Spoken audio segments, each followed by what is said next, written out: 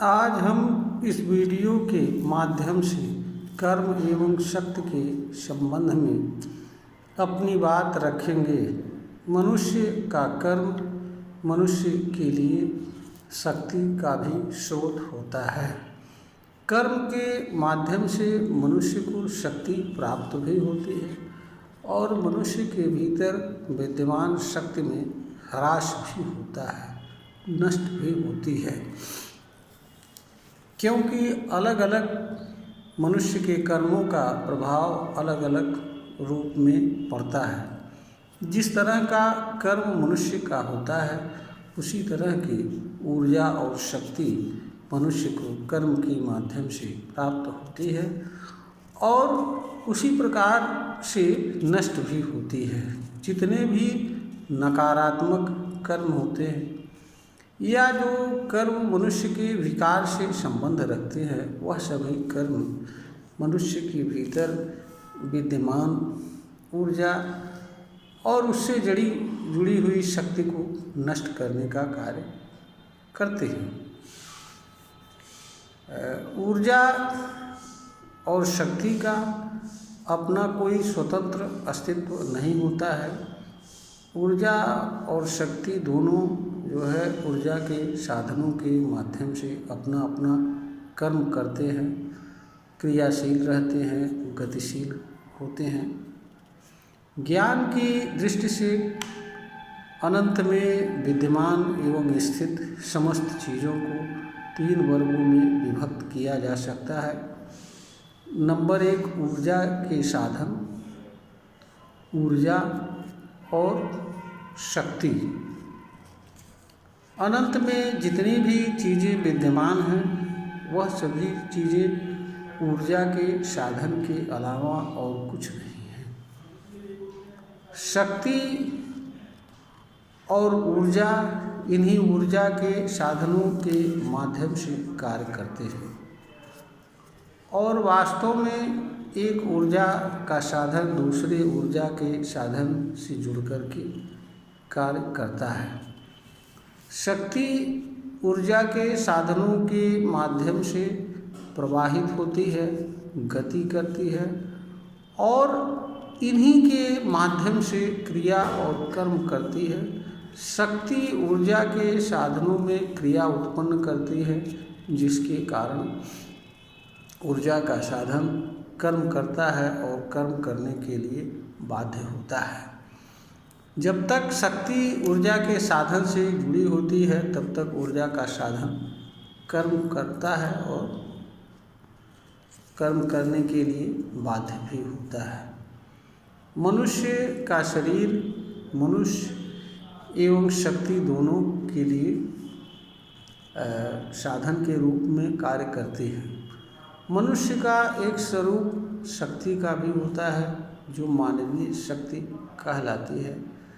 मानवीय शक्ति के कारण ही मनुष्य किसी चीज़ पर विचार करने, निर्णय के अनुसार कर्म करने की क्षमता रखता है।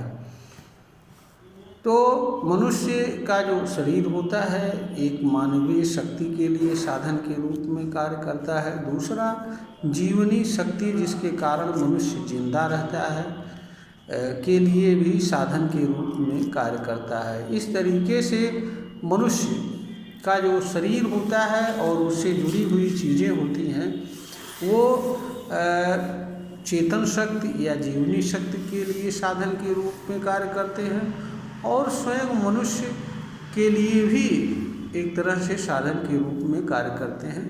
मनुष्य अपने समस्त क्रिया एवं कलाप अपने शरीर रूपी साधन के माध्यम से संपन्न करता है, क्योंकि मनुष्य का जो भी कर्म संपन्न होता है वह मनुष्य के शरीर रूपी साधन के माध्यम से संपन्न होता है। तो मनुष्य को शरीर के माध्यम से होने वाले कर्म से शक्ति भी प्राप्त होती है, ऊर्जा की प्राप्ति होती है। वास्तव में अनंत में जो भी सृजन एवं विनाश की प्रक्रिया होती है इस प्रक्रिया में ऊर्जा के साधन ही भाग लेते हैं, ऊर्जा के साधन ही क्रिया कर्म करते हैं और विनाश को प्राप्त होते हैं और पुनः एक नए ऊर्जा के साधन में सृजित होते हैं। वास्तव में ऊर्जा नष्ट नहीं होती है, उसका रूपांतरण होता है, एक नए रूप में वह परिवर्तित हो जाती है और पुनः उस रूप से फिर दूसरे रूप में जाती है।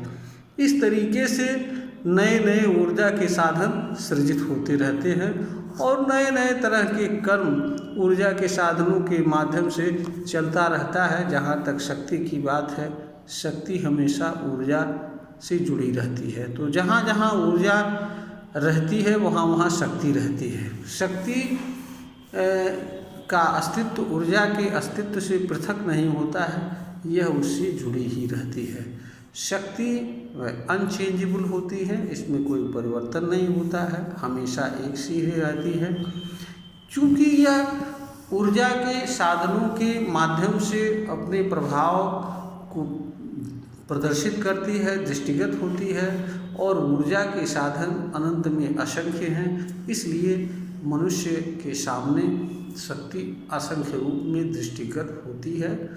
और शक्ति असीमित होते हुए भी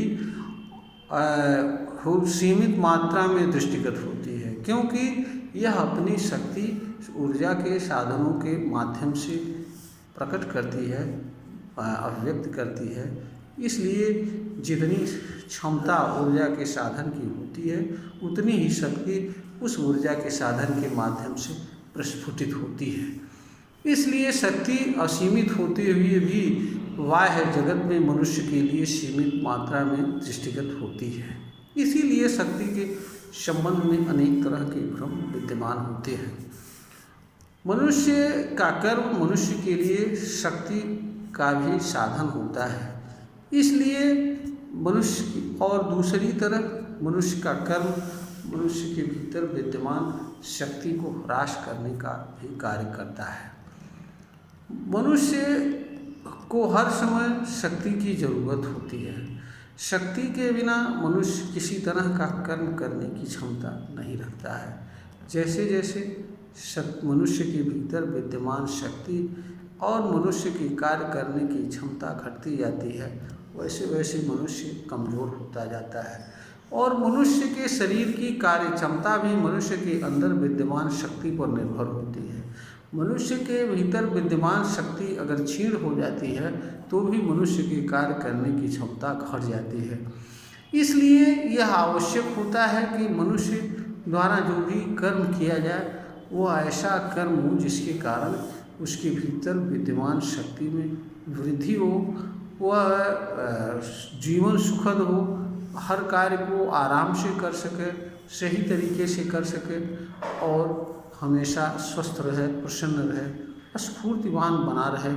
क्योंकि शक्ति की क्षीणता से मनुष्य के भीतर प्रतिरोधक क्षमता में कमी आती है, तमाम तरह की चीज़ों से लड़ने की क्षमता कम होती है। इसके कारण मनुष्य के भीतर अनेक प्रकार के विकार जन्म लेते हैं, रोग जन्म लेते हैं, इनसे भी मनुष्य को पीड़ा और तकलीफ होती है।